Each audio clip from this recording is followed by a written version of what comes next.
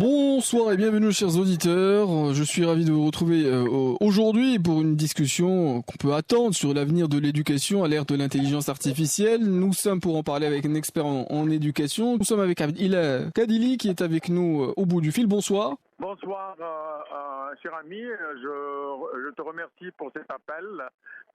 Je suis là au GITEX de Marrakech, là où il y a énormément de choses qui ont lieu. Et justement, le focus est sur l'intelligence artificielle, les technologies de l'information et de la communication. Et là où je suis, c'est Government Industry Academia. Et justement, il y a beaucoup d'intérêt de la part des participants et des intervenants également. Justement, nous allons essayer d'y voir un peu plus clair. Récemment, il y a un débat qui s'est intensifié, notamment dans la communauté scientifique, voire académique, autour de l'impact de l'intelligence artificielle générative comme ChatGPT sur l'éducation. Alors, certains pensent que c'est un outil qui va transformer l'éducation pour le mieux, tandis que d'autres mettent en garde contre les risques potentiels. On va essayer d'approfondir avec vous. Et là, Kadili, première question, quelle est votre perspective à vous sur l'impact de cette IA générative comme ChatGPT sur l'éducation, pour ne prendre que cet exemple-là? Est-ce que vous voyez que cela peut transformer positivement ou est-ce que vous y voyez davantage les risques? Écoutez, nous sommes proactifs à la Fondation Temkin. Toute innovation porte en son sein un côté positif et un côté moins positif.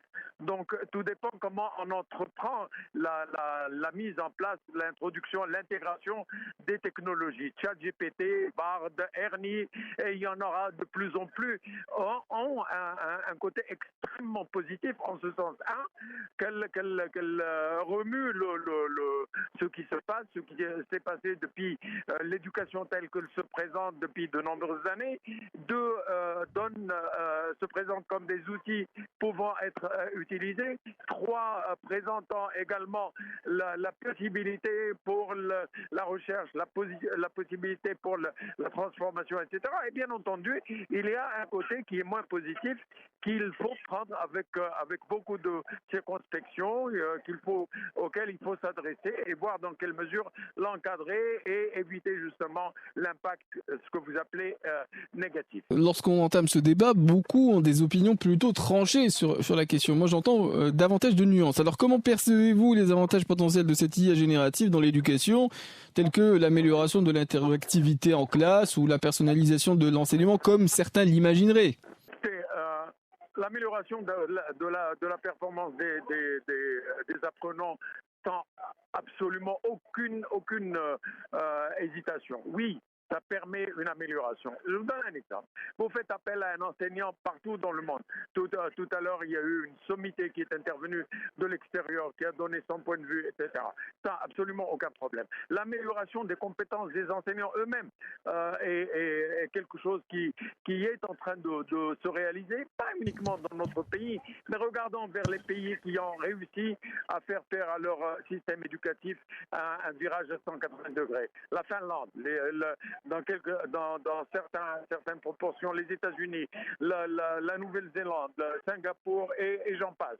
Il y a des pays qui utilisent les technologies de l'information et de la communication, l'intelligence artificielle, avec beaucoup de très très bons résultats. Est-ce que vous pouvez nous donner en ce sens des exemples, des illustrations de cette utilisation de l'intelligence artificielle dans les processus éducatifs?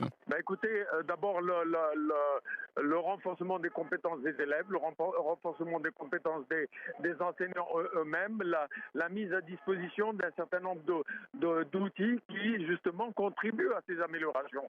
Je viens de citer 3 pays, je peux continuer à citer, la liste est longue, mais qui sont pris en transformant le éducatif, sortant des sentiers battus et adoptant l'intelligence artificielle avec beaucoup de proactivité. Oui, mais quel est l'usage précis de l'intelligence artificielle? Parce que c'est un mot qui englobe des choses extrêmement diverses. Alors, quand on parle d'enseignement, est-ce qu'il y a des outils précis ou des emplois ou des usages intéressants? Écoutez, dans l'apprentissage, dans l'apprentissage, la targeting, Hmm. s'adresser à des personnes spécifiques. Exemple, développer un certain nombre c'est ce qui se passe maintenant, développer un certain nombre d'algorithmes qui permettent de s'adresser à un individu, voir ses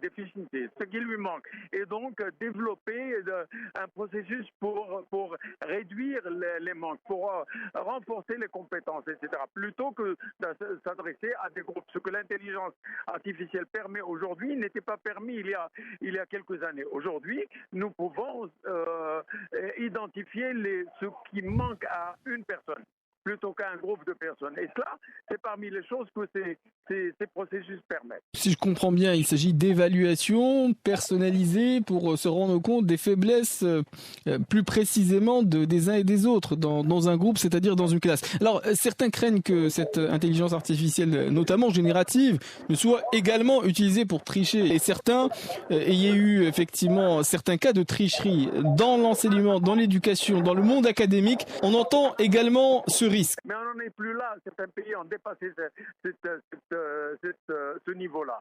Les examens où quelqu'un va tricher d'une manière ou d'une autre, ça n'est plus quelque chose qui se discute. C'est comment renforcer les compétences. Et renforcer les compétences utilisant l'intelligence artificielle, c'est un processus interactif entre plusieurs intervenants. Donc quand on parle de tricher, quelqu'un va utiliser ChatGPT pour écrire une thèse, etc. Je pense que dans quelques temps, tout cela sera dépassé, et ça l'est. Il y a eu un intervenant tout à l'heure qui a dit les diplômes, c'est quelque chose du passé. Et je suis entièrement d'accord avec ça. Les diplômes tels que je les ai connus moi, au Maroc, aux États-Unis, ailleurs, c'est quelque chose du passé. Donc nous devons nous dépasser, nous devons nous transcender en tant qu'enseignants, en tant que personnes et institutions qui apportent un encadrement, une orientation. Nous devons imaginer autre chose. Et ça ne peut être que dans l'interaction entre les différentes parties prenantes, les différents stakeholders.